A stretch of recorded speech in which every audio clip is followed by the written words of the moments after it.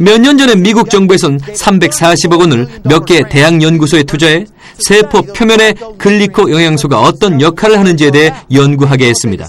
거기에서 밝혀낸 사실은요, 실제로 영향을 준다는 겁니다. 여기 기사가 있는데요. 오클라호마 데일리 신문입니다.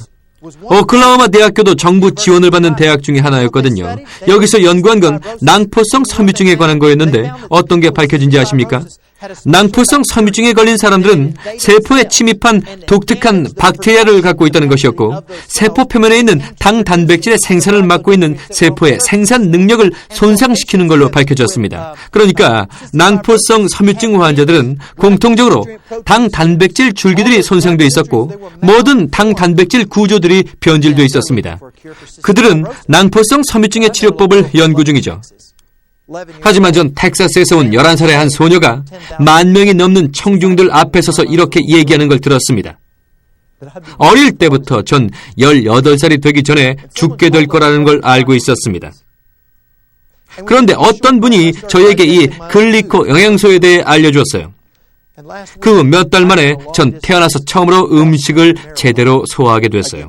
지난주엔 다른 50명의 소녀들과 함께 장거리 크로스컨트리 마라톤에 참가했는데 거기서 전 4등을 했습니다. 낭포성 섬유증에 걸린 아이들은 뛰질 못합니다. 간신히 걸을 뿐 숨쉬기도 가쁘죠. 그 소녀는 이제 제대로 된 삶을 살고 있습니다. 의사는 내년에 다시 와라, 검사 안 해도 돼, 정말 놀랍다라고 했고, 소녀의 부모는 가래를 빼내기 위해서 더 이상 딸의 가슴을 치지 않게 되었습니다.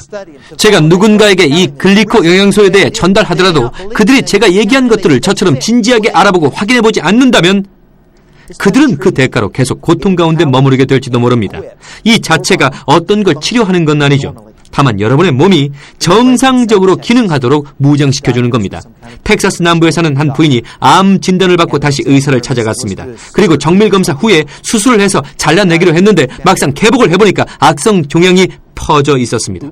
이런. 그들은 다시 봉합할 수밖에 없었고, 그녀는 유명한 앤더슨 암센터로 가서 다시 검사를 받았는데 검사 결과 굉장히 희귀한 종류의 육종암으로 판명됐고, 이런 얘기를 듣게 됐습니다. 이런 종류의 암에 걸린 사람 중 생존자는 단 한 명도 없었습니다.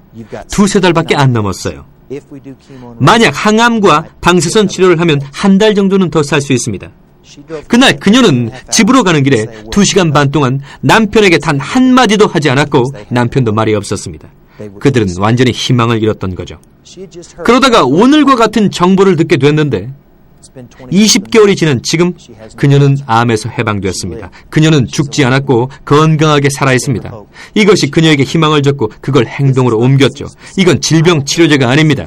여러분이 어떤 병과 싸우든지 상관없이 이건 질병을 다루는 것이 아니고 우리 몸이 정상적으로 기능할 수 있도록 무장시켜주는 겁니다. 여러분께서 오늘 함께 나눈 제 말씀을 못 믿으신다면 더 나은 삶과 더 건강한 삶에 대한 기대로 여러분의 가슴이 벅차오르지 않으신다면 직접 알아보시길 바랍니다. 여러분께서 시간을 갖고 알아보신다면, 그래서 확신이 들게 되면 여러분의 가슴은 벅차게 될 것입니다. 더 나은 삶, 더 건강한 삶에 대한 새 희망을 찾게 될 테니까요. 여러분 감사합니다.